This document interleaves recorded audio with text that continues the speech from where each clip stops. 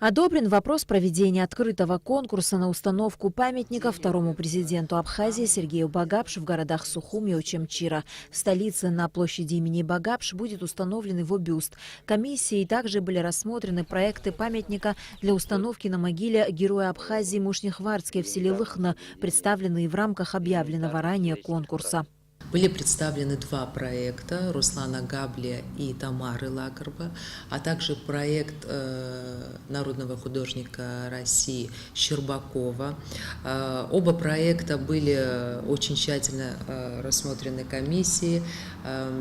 И есть рекомендации к доработке для того, чтобы окончательно уже выбрать один из этих проектов.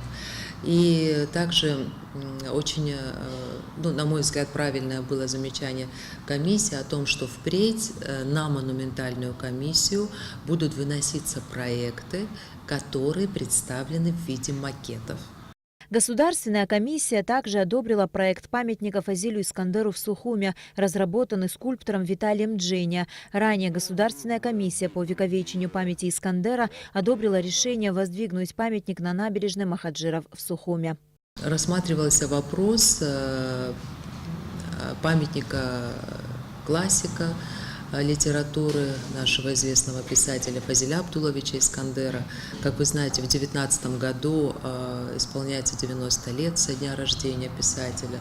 И на конкурс был представлен проект Виталия Джения, памятник Искандера.